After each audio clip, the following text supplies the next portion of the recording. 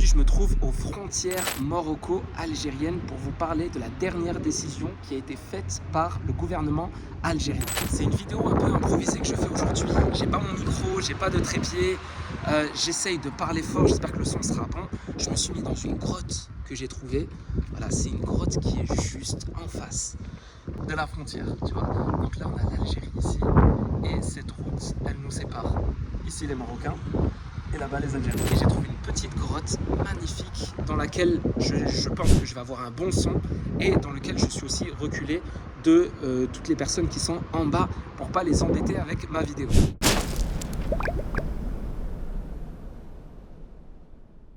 Le gouvernement algérien a décidé de rétablir ce jeudi avec effet immédiat le rétablissement du visa pour tous les ressortissants marocains. Tout ça, ça a été indiqué dans un communiqué du ministère des Affaires étrangères algérien. C'est incroyable de se retrouver ici pour parler de ce sujet. Encore tout à l'heure, il y a des Algériens qui passaient au niveau de la frontière qui se sont arrêtés pour nous saluer.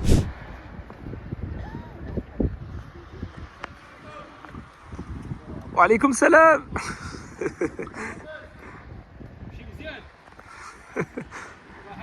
Et certains passent et klaxonnent et c'est incroyable parce que on connaît ces deux peuples sont des peuples frères. Alors pour revenir dans l'histoire, malgré la fermeture des frontières en 1994, les Marocains pouvaient entrer en Algérie sans visa, comme les Algériens peuvent rentrer toujours aujourd'hui au Maroc sans visa. Mais depuis ce 26 septembre 2024, les Marocains comme les Français devront faire la demande d'obtention de visa pour pouvoir entrer sur le sol algérien. Le ministère des Affaires étrangères en Algérie a justifié cette mesure par l'accusation de Rabat de mener des actions attentatoires envers l'Algérie. Et ce communiqué va jusqu'à parler d'espionnage sioniste. Alors le but de cette vidéo n'est pas de prendre parti. Je suis moi-même d'origine marocaine du côté de mon père et j'ai des origines algériennes du côté de ma mère, avec une partie de ma famille qui habite en Algérie. Le but ici est d'informer et de commenter mes voyages, comme dans toutes mes vidéos, au cœur de l'action, directement là où l'histoire s'écrit. Sur cette chaîne, on parle essentiellement de liberté géographique, de voyage et d'expatriation.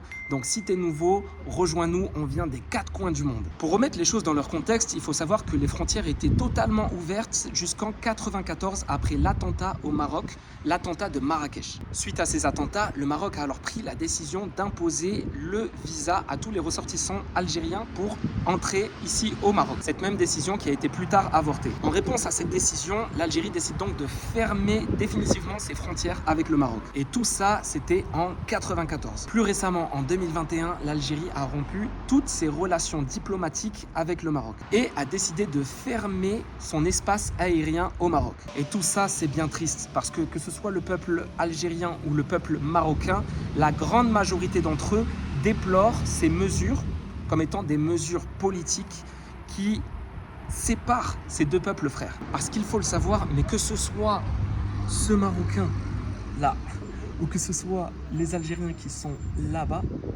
les deux, ce sont mes frères. Donc jusqu'à maintenant, un Marocain pouvait aller en Algérie ou en passant par la Tunisie, juste en présentant son passeport, sans demander de visa. De même qu'un Algérien peut entrer ici sur le sol marocain sans demander de visa. Et pour cette partie-là, ça n'a pas changé. Le Maroc n'a pas encore réagi, mais il risque d'appliquer le principe de réciprocité et donc d'imposer un visa aux citoyens algériens. Personnellement, en tant que digital nomade, je rêve d'une réouverture totale des frontières, comme on peut le voir entre l'Algérie et la Tunisie. Et je rêve que l'Algérie et le Maroc retrouvent cette complicité fraternelle qu'elle avait avant. Et je trouve ça dommage que des mesures politiques en viennent à séparer ces deux peuples. De mon côté, personnellement, j'espère que le Maroc n'appliquera pas la réciprocité parce que même si elle est légitime, elle ne fera que séparer davantage et monter vers l'escalade de ce conflit. De votre côté, n'hésitez pas à me dire ce que vous en pensez en commentaire. Je vous laisse. Peace.